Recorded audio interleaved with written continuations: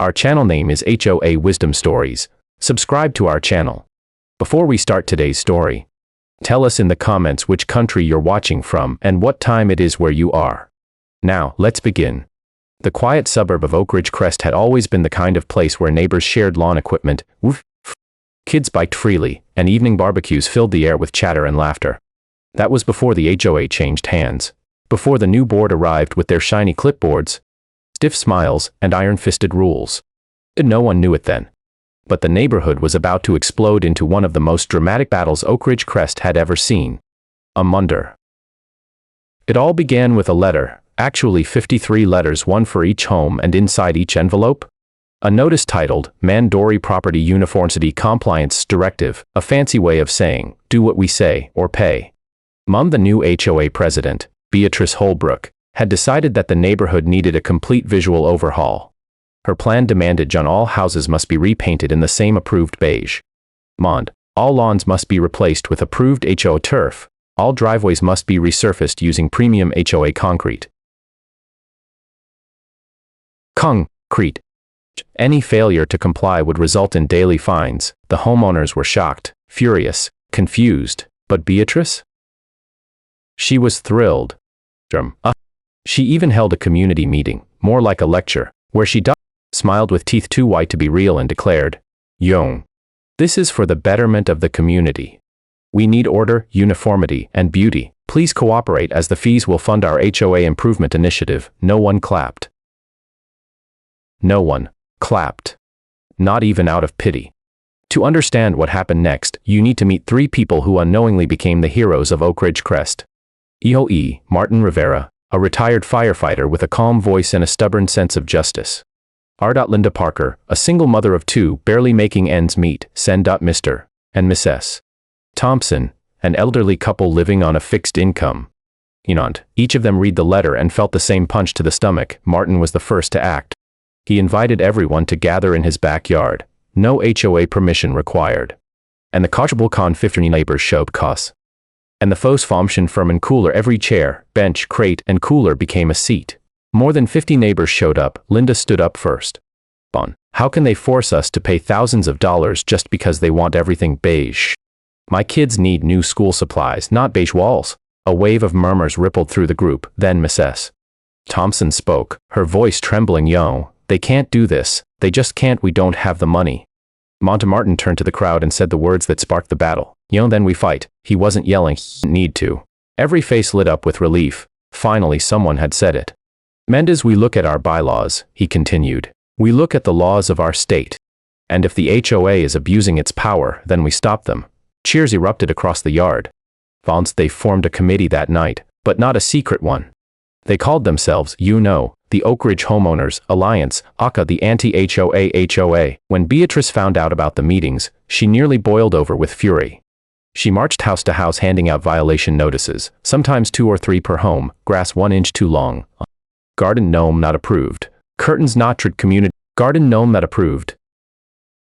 Curtains not community standard. Holiday lights still up. Fines stacked like bricks. Dumb people were being pushed toward financial ruin. But instead of panicking, the neighbors documented everything. Every fine, every note, every threat. Martin contacted a property rights attorney. And when the attorney reviewed the HOA's new rules, she laughed. Literally laughed out loud. "None of these rules violate at least 7 state statutes," she said. "Your HOA president is making up regulations that don't legally exist." It was the hope the neighborhood needed. 2 months later, the battle reached its climax inside the county courthouse. The room was packed. Homeowners sat shoulder to shoulder. Even a few local reporters came when they heard dozens of middle-class families were suing their own HOA. Beatrice arrived wearing a navy suit, clutching a binder thicker than a phone book, and wearing that same plastic smile. When the judge entered, everyone stood. The trial began, and Beatrice argued first. She spoke about community standards, preserving property value, and environmental uniformity. She used big words and talked like she was the mayor of a city instead of president of a neighborhood association. Then came the homeowner's turn. Their attorney stood and calmly placed a stack of documents on the judge's bench. "Your Honor," she began, "these so-called regulations were never voted on, never approved according to bylaws, and never filed with the state. Additionally, the HOA has issued over 400 fines without proper legal authority. Gaps filled the courtroom. Beatrice's eyes twitched. Oh, and furthermore, the attorney continued, the HOA has been using collected fines not for community improvements, but for a private landscaping project at the president's personal residence. A stunned silence fell across the room. Beatrice's face drained of color. She opened her mouth to deny it, but the attorney held up photographs, crisp images of brand new flower beds, a custom stone pathway, and freshly installed lighting at Beatrice's home. Dans paid for P4, the attorney said, with HOA funds. Even the judge blinked in disbelief. Beatrice tried to defend herself with shaky excuses, but the damage was done. The judge slammed her gavel. In light of the evidence, she declared, the court rules in favor of the homeowners. Manned cheers burst from the room before the judge raised her hand for silence. The HOA's new regulations are invalid. All fines issued under these rules must be refunded within 30 days. Additionally, due to misuse of funds, the current board is hereby removed from their positions effective immediately. Pandemonium. Gem BS Cumberan, not chaos, joy, pure, overwhelming relief. Neighbors hugged. Linda cried. Mr. Thompson high-fived a stranger. Thompson high-fived a stranger. Even the reporters started clapping. Beatrice was escorted out of the courtroom, still muttering about community order and ungrateful residents. Her reign was over. A new HOA board was elected, this time by actual votes. People chose leaders who were responsible, transparent, and, above all, human. Bon Martin refused to be president but agreed to serve as community advisor. Shamdia Linda joined the new board to help protect vulnerable families. The Thompsons were given an honorary role as neighborhood ambassadors. The beige-only rule vanished, the lawn rule vanished, the driveway mandate vanished. Every unnecessary restriction vanished. The neighborhood returned to what it once was, a place where people cared about each other. Not about measuring bushes and punishing garden gnomes.